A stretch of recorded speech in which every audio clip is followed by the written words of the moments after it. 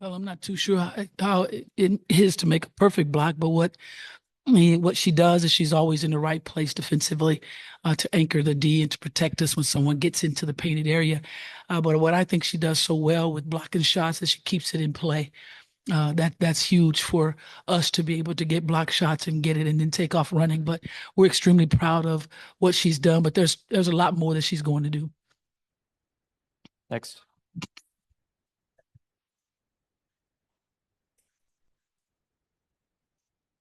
Well, everybody's feisty, everybody's fighting. So we have to be very, very careful of how we move the ball. We don't want them shooting passing lanes and getting steals and getting out in transition where they're really, really good. So we want to make sure that we're very careful of what we do with the ball and where it goes. Sorry about this raspy voice, you guys. DJ Harding, Chicago State of Mind Sports. Earlier this season, you spoke about Michaela Onyenware's versatility. I just wanted to ask you, how do you see her game helping to address some of the bottlenecks you've experienced on offense? Like I said, she's versatile. You can play her in many positions. You can play at the 3 and the 4, and she can guard anyone, 1, 2, 3, 4, and the 5. So that type of versatility you want to use. And a lot of times it's really big when you see different lineups where she can really fit in and use her skill set. An incredible basketball player, incredible mind. We love that she's that versatile for us to be able to use.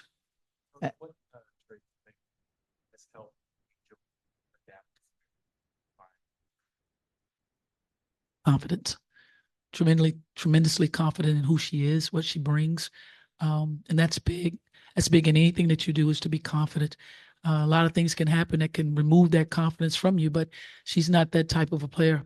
She's very confident no matter what, which is good. I'm super excited to have her part of this team.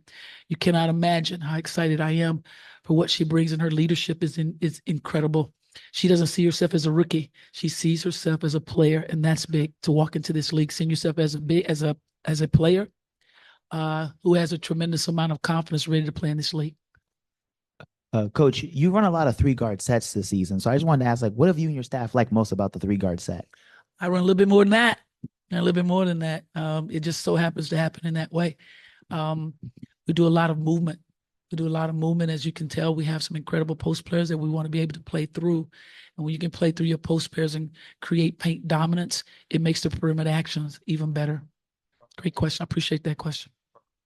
Hi, Coach. Jen Hadfield with the Next.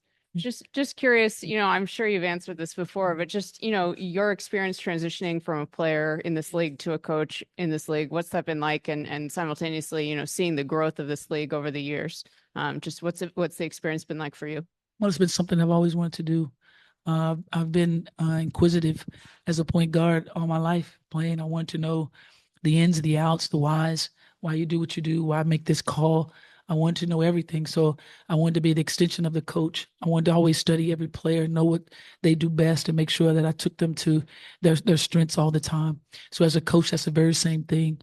It's just that as a player, I was taking the coach's philosophies and I was working with them on the floor, being the extension of. Well, now as a coach, I'm putting in those philosophies and they're carrying it. And the most important thing that you want as a coach is the buy-in. When you see the buy-in, that makes your life much easier to be able to do the things that you want to do with the philosophies that you have. Any more in person? Okay, we'll go to one on Zoom. Jordan, please unmute. Hey, Coach Teaspoon, how you doing today? I'm awesome. How about you? I can't complain. I can't complain. So Don't do it. Nobody's gonna listen. Don't do it. Don't complain. No need. No need to complain. We're live and live. So my question is about Kennedy Carter. We obviously know she's been great for you guys off the bench. So just tell me, what's one thing about her game that stands out that I don't think people really pay attention to? I think everybody pays attention to what she brings. The moment she comes in is immediate energy. She's electric. She's outstanding, wonderful player to watch. She's exciting. So when she does come, but I think one thing that most people never really paid attention to was her defensive ability. She's pretty good defensively, cat quick. It doesn't matter who she's defending. She takes challenges. She accepts those challenges, and that's big. But I think most people never really paid attention to her on the defensive side of the ball. Thank you. Good luck tonight. Thank you so much. Appreciate it. Hope you're smiling.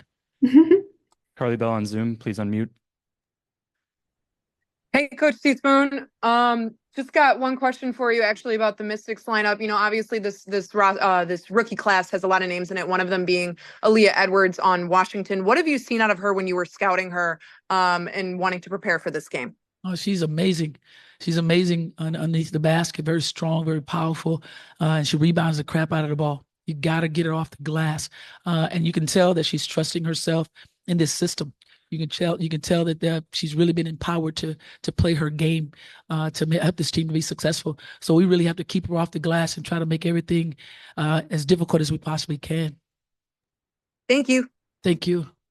Alyssa, please unmute. Hi, Coach. Hi, how are you?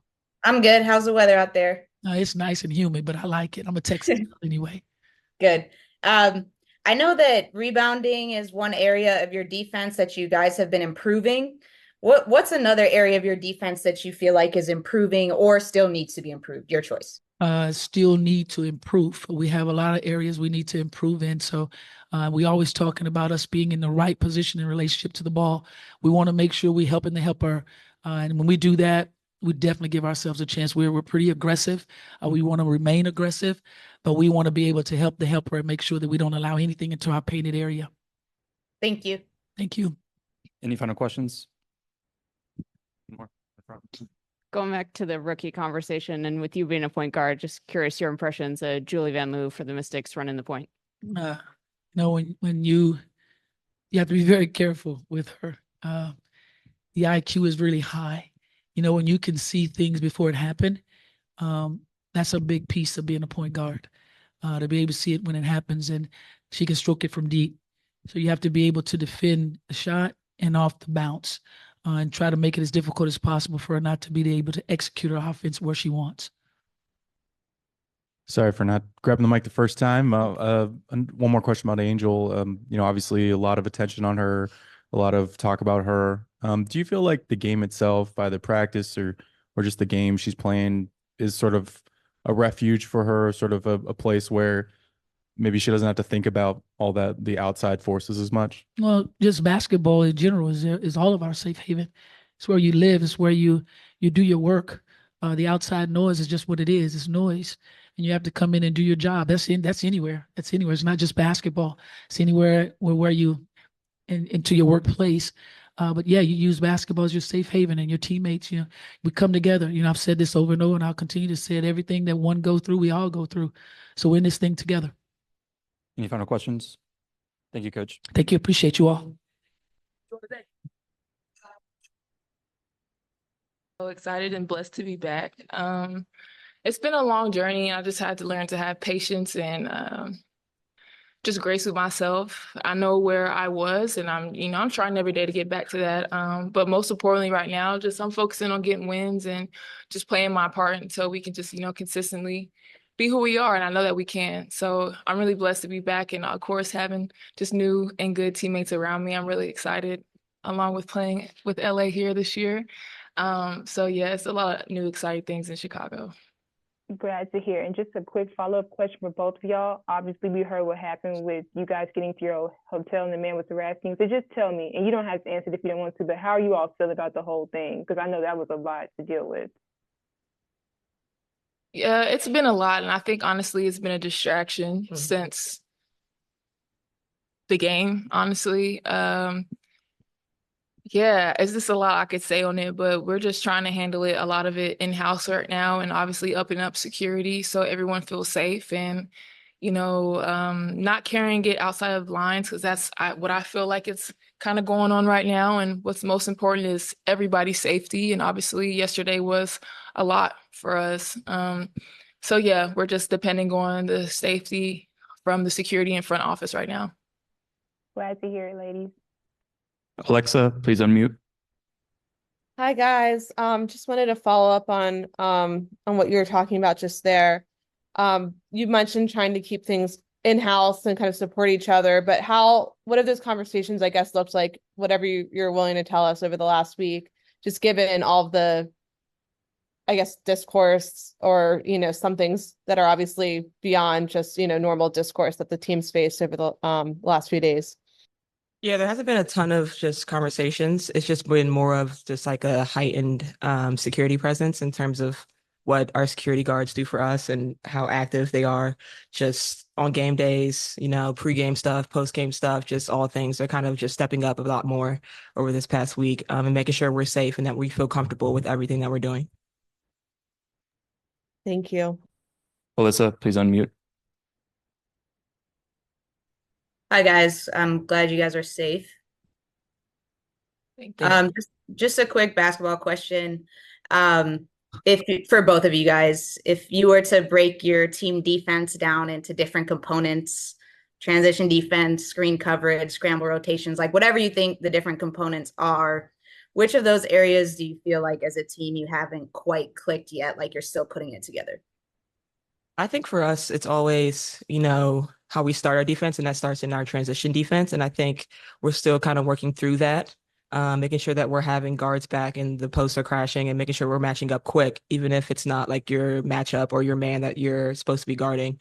You kind of just have to pick up anyone. And so we're still trying to wrinkle that out a little bit and kind of figure out, it doesn't matter who you're guarding or who happens to be there. Just pick them up and then we'll kind of like figure it out throughout the possession. But it really starts in transition defense. Izzy, did you want to add anything? No, along with what LA said, just being aggressive from the jump and obviously taking care of business from the point of the screen and whatever happens out of that scrambling. And that comes with communication and trust. So that's also something that, we've worked a lot on and we're continuing to build on that. And then just to reverse the question, like what component do you feel like you guys have just excelled at defensively? Like it has just gone really well for you guys? I think for us, our posts have done a great job of just guarding the ball. I think, we rely on them a lot in our ball screen defense, but also just like to guard their post. So they've done a great job of that, being at the point of the screen, being aggressive, because that's where their offense likes to start for most teams. So I think they've done a really superb job at that and kind of helping our defense in that way.